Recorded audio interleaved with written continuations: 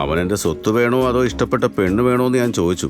ഞാൻ സമ്പാദിച്ചോളാന്ന് അവൻ പറഞ്ഞത്. ആ പെണ്ണിനെ കെട്ടാ സമ്മതിച്ചു കാണും. അതങ്ങ് പറഞ്ഞാ പോരെ. അവൻ കെട്ടണമെങ്കിൽ കെട്ടട്ടെ. ഡാ, ശ്രദ്ധിച്ച് കേൾക്കണം. എന്റെ സ്വത്തിൽ നിന്നൊരു നയാ പൈസ പോലും നിനക്ക് തരില്ല. അപ്പൊ ഞങ്ങൾക്ക് സ്വത്തിൽ ആഗ്രഹമുണ്ട്, അതല്ലേ ആ പറഞ്ഞത്? അങ്ങനെയല്ല മോളെ, അത് തരേണ്ടത് എന്റെ കടമയല്ലേ. അതെന്തിനാ ഇത്ര പെട്ടെന്ന്? എല്ലാ കാര്യങ്ങളും പെട്ടെന്നല്ലേ ഇപ്പൊ നടക്കുന്നത്. ഇപ്പൊ എനിക്ക് പെട്ടെന്ന് എന്തെങ്കിലും സംഭവിച്ചു പോയെന്ന് വിചാരിക്കേ, എന്ത് ചെയ്യും? പോയി തൊലൈ. ശരി, ഇവൻ ഒരു ഗതിയില്ലാത്തവനായിരുന്നെങ്കിൽ ഞാൻ പെണ്ണിനെ കൊടുക്കാന്ന് പറഞ്ഞ് ഇത്രയും പേര് ഓടി വരുമായിരുന്നു. എല്ലാം സ്വത്തുള്ളത് കൊണ്ടല്ലേ. അപ്പൊ ആ സ്വത്തുക്കൾ എല്ലാവർക്കും വീതിച്ചു കൊടുത്തു കഴിഞ്ഞാ പ്രശ്നമെല്ലാം തീരില്ലേ? അപ്പോ ഞങ്ങൾ സ്വത്ത് ആഗ്രഹിച്ചിട്ട് ഇവനെ കൊണ്ട് കെട്ടിക്കാൻ വന്നാണോ? സ്വന്തം ബന്ധമൊന്നും കൊണ്ടല്ല. അനിയന്റെ മനസ്സ് കണ്ടിട്ട് ഞങ്ങൾ ആഗ്രഹിച്ചതോ അതോ അവന്റെ കാശ് കണ്ട് ഞങ്ങൾ മോഹിച്ചതോ? എന്തിനാ ചേച്ചി ഇങ്ങനെയൊക്കെ സംസാരിക്കുന്നത്? നിങ്ങളുടെയൊക്കെ സ്നേഹം എനിക്ക് അറിയാത്തതാണോ? എന്താടാ കളിയാക്കാണോ? വേണ്ടാത്ത കാര്യം പറയാതെ. പിള്ളേരെ, നിങ്ങളുടെ അച്ഛനെ പറ്റി ഇനിയും നിങ്ങൾക്ക് മനസ്സിലായില്ലേ? നിങ്ങളെ വെച്ച് വിലപേശി സ്വത്തൊക്കെ വീതിച്ച് തന്നിട്ട് മകനെ കൊണ്ട് കല്യാണം കഴിപ്പിക്കാൻ പോവാ. നിങ്ങളെല്ലാവരെയും പുറത്തു കൊണ്ടിരുത്തിയിട്ട് ബന്ധുക്കാരനെ കൂട്ടിക്കൊണ്ടുവന്ന് അകത്തിരുത്തി നമ്മളെയൊക്കെ പൊട്ടന്മാരാക്ക. ആ വലിയ മനുഷ്യൻ ഇതൊക്കെ കേട്ട് അകത്തിരിക്കുക. ഞാൻ ഊഹിച്ചു. ഇതാണോ ശുദ്ധവായു?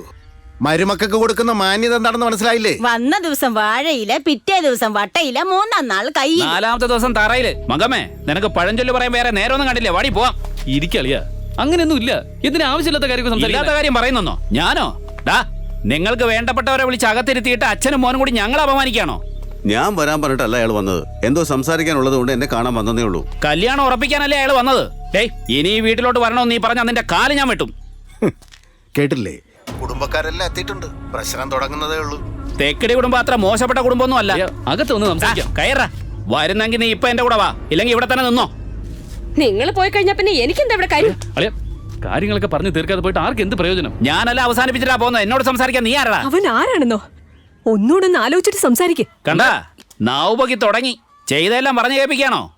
ആ അതെ. മാധേവി, ഡേ, കേട്ടില്ലടി? ഇവരുടെ മാന്യത കണ്ടില്ലേ? ഇവരുമായുള്ള ബന്ധം ഉപേക്ഷിച്ച് നീ ഇപ്പൊ തന്നെ എന്റെ കൂടെ വരണം, ഇല്ലെങ്കിൽ എന്റെ താലി പൊട്ടിച്ചളഞ്ഞ് ഇവിടെ തന്നെ നിന്നോ. ഇങ്ങനെ വായിക്കൊള്ളാത്ത വർത്തമാനമൊക്കെ പറയുന്നത്. ഒരു ബന്ധത്തിന്റെ ആവശ്യം ഞങ്ങൾക്കില്ല. ഇന്നു മുതൽ ഞാനും ഈ വീടുമായി യാതൊരു ബന്ധവുമില്ല. ഇനി ഈ വീട്ടിൽ ആരെങ്കിലും ചത്താ പോലും ഞാൻ ഇങ്ങോട്ട് വരില്ല. ചേച്ചി എന്തൊക്കെ പറയുന്നേ? വളരെ സന്തോഷം. ഞാൻ എന്താണ് പറഞ്ഞതെന്ന് മനസ്സിലാക്കാത്തവർ ദയവ് ചെയ്ത് ഈ വീട്ടിൽ നിന്ന് പുറത്തേക്ക് ഇറങ്ങിപ്പോ. അച്ഛാ, ചേച്ചി ഇങ്ങനെ ദേഷ്യപ്പെട്ട് സംസാരിക്കുമ്പോ അച്ഛനെ ഇങ്ങനെ തുടങ്ങിയാലോ? നിങ്ങളുടെ കുടുംബം എന്റെ കുടുംബം തമ്മിലുള്ള ബന്ധം അവസാനിച്ചില്ലേ? എന്റെ ഭർത്താവ് ചത്ത ഒരു കോടിപ്പുടവ കൊണ്ടുവരുന്ന ചടങ്ങില്ലേ, അതെനിക്ക് ഇപ്പൊ തന്നെ തന്നുവിട്. ഇല്ലെങ്കിൽ അച്ഛനെന്ന അവകാശം പറഞ്ഞ് നിങ്ങൾ വരും, ബന്ധം എന്ന അവകാശം പറഞ്ഞ് ഇവ വരും. എനിക്ക് ആ കോടിപ്പുടവ ഇപ്പോഴേ കയ്യിൽ താ, ഞാൻ പോയിക്കോളാം. രാഗി കൊണ്ടുവരുന്നതിനേക്കാൾ നല്ലത് ഇപ്പൊ തന്നെ കയ്യിൽ തരുന്നതാ.